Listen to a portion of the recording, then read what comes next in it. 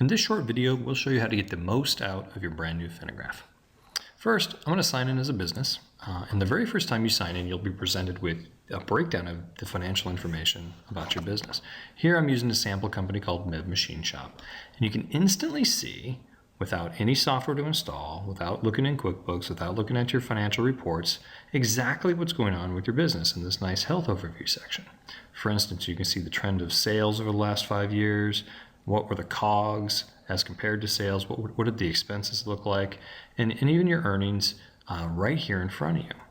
You can also look over the last 4 quarters, not just the last 5 years, and see what's been going on quarter over quarter.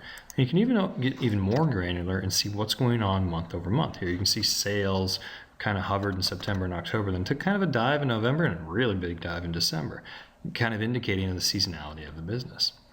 In addition to the health overview, you can also see certain risks that might be happening at your business. For instance, some simple ones here, things like what's going on with my cash. From 2009 to 2010, you can see a decrease in cash of about $75,000. But then in 2011, it actually grew by about $600,000. And you can see exactly what's happening, with cash, with your receivables, with your inventory, in a very simple red flag, green check mark type of UI. And one of my favorites that I always like to track is what's going on with my expenses versus my revenues. So here you can see that revenue grew faster than expenses in 2010. Revenue grew faster again in 2011. In 2012, I kind of had a flat year where my expenses grew a little bit faster than my revenue, and then I kind of got things back in track in 2013.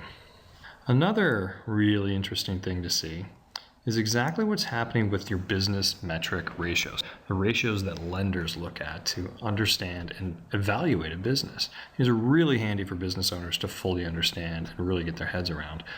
Current ratio is one that's always just kind of looked at. And what it is it's a ratio that indicates the solvency for the business. Here you can see the meaning of a current ratio is if it's, let's say 4.04, that means there's $4.04 in your current assets to pay for every $1 in current liabilities. If you have a low current ratio, here you can see some potential causes, or if you're looking to do some improvements, you can look at these potential solutions. If you're curious on how to get more detail about this and how you compare to the industry, just hover over this final little globe or flag depending on the ratio.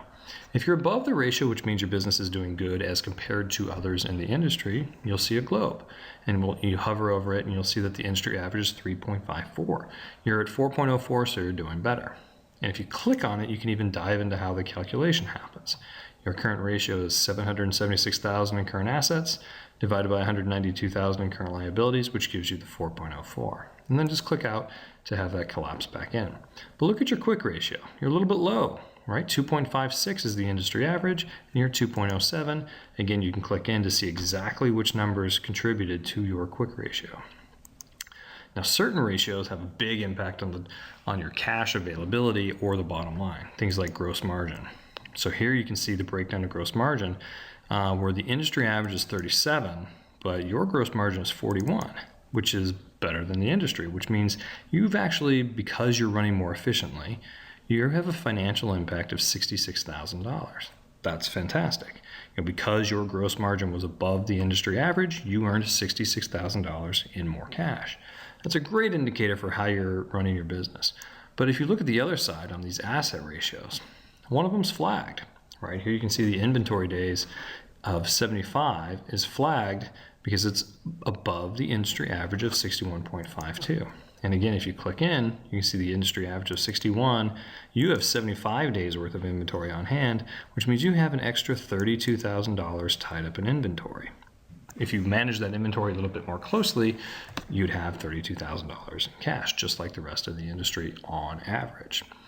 So this is a couple of examples on how you can use Finagraph to 1, understand the trends of your business, 2, look for any risk indicators that might be affecting your business, 3, understand how a lender looks at your business with metrics and ratios, what those ratios mean, why you care about them, and then even how you stack up to others in the industry.